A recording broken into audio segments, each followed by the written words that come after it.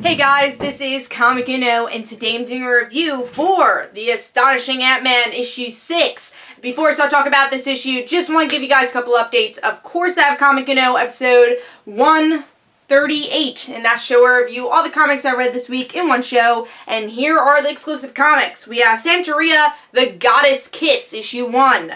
Lords of the Jungle, issue 1. 8 Seal, issue 4.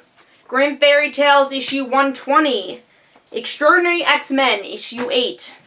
Power Man and Iron Fist, issue 2. Captain Marvel, issue 3.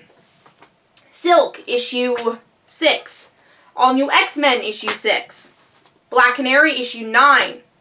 Injustice Gods Among Us, issue 6. Poison Ivy, The Cycle of Life and Death, issue 3. Batman and Robin, Eternal, issue 24.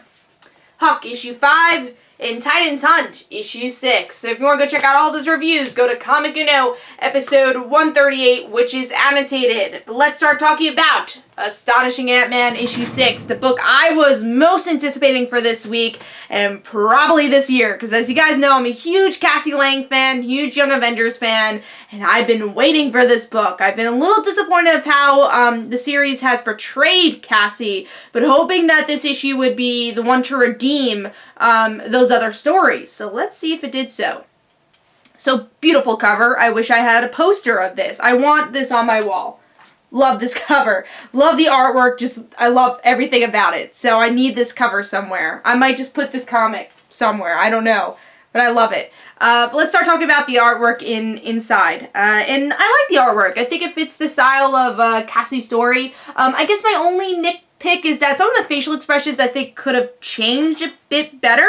I really like the eye work, but I can't really show some of the facial expressions here. But, yeah, I just feel like some of the actual mouth expressions, should be a little better. But I love the eyes. I think the eyes really were done well. But, yeah, overall, those are just small nitpicks of the artwork. But I really enjoyed the artwork. And like I said, it fits the style of Cassie's story. It's different from what we've been getting with Ant-Man, but that makes sense because it is a different narrator and it's kind of a different story here. But let's see what's going on with the actual story in the issue. So here we get to see the issue opening up with Cassie being interviewed by the Hench app, the Hench X app, and saying, "Hey, I want to be a supervillain." And the head of the Hench X app says, "Cool, you're an Avenger. We would love to have you." And then now we actually see why Cassie wants to be a villain. And it's she gets grounded because she gets in a fight with these mean girls talking about her superhero past, and then the line was really stepped over when the mean girls talked about her father going to prison and being in prison.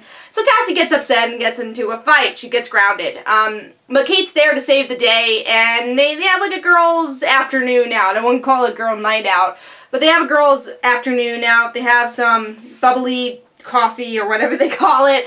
And then Kate runs off, and Cassie's like, I kind of wonder what she's doing. And she ends up being in some sort of mission. And Cassie tries to help and utterly fails. And Kate's like, what are you doing here? You shouldn't be here. And then Cassie explains to Kate that she misses being a hero and really finally expresses her feelings about her death and about everything that's happened in her life. And Kate's like, you should really embrace the vacation. You'll be a hero one day. You're fine, but just be happy you're on vacation.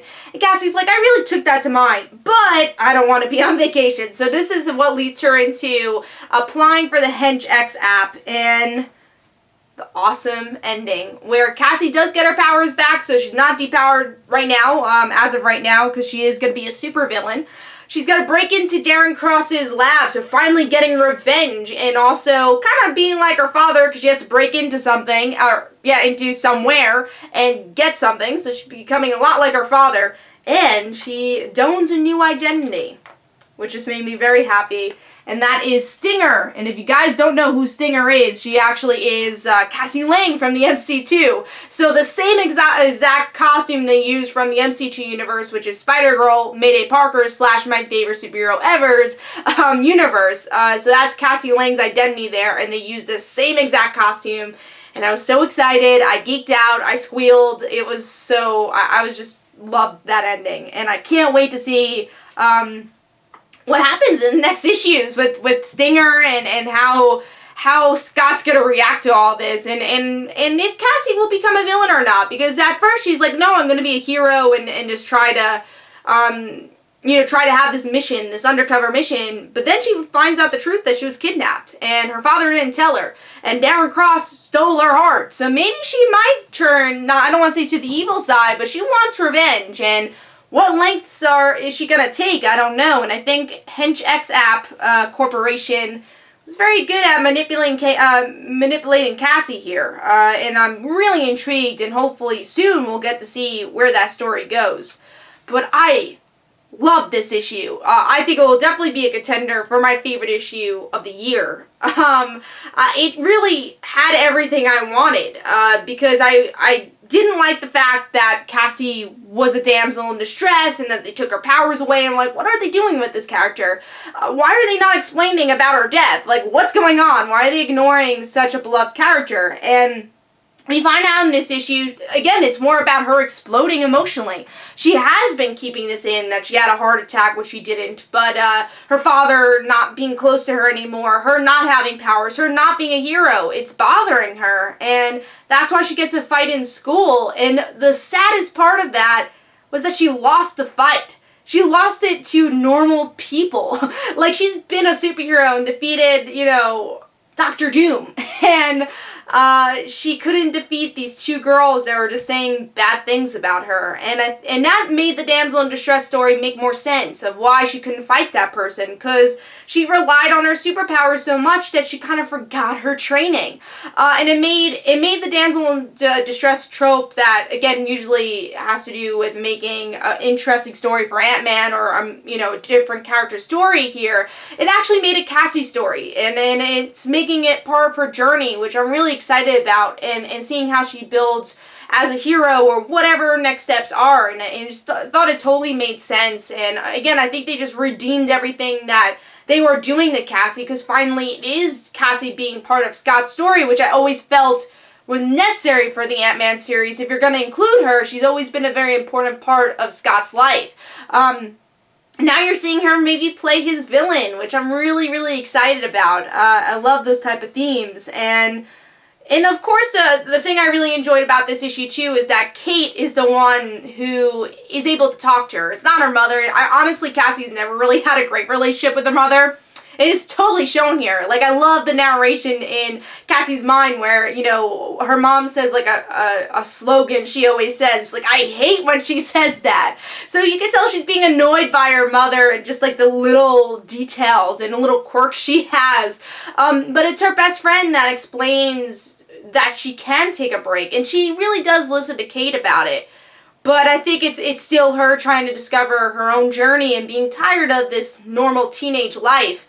So yeah, it was just great. I loved Kate in this issue. I loved this issue in general. It felt like a sequel to Young Avengers in a lot of ways, which is something I hope we get to see more of in this series. But yeah, that Stinger ending, it was a perfect issue for me. I really redeemed a lot of things that I wasn't liking about Ant-Man. It makes me super excited about the future of the series. And I give this 5 stars. And of course, this is my pick of the week. I loved it to death, and I can't wait to read more and read this again, like, over and over again, because that's how much I love the issue. So hopefully you guys enjoyed. This is Comic Uno. Let me know in the comments below what you thought. Don't forget to follow me on Twitter. Don't forget to like my Facebook page. Also, description below, there are links for my comic book, Like Father, Like Daughter. And don't forget to like the Facebook page of Like Father, Like Daughter. I'll see you guys later. Bye.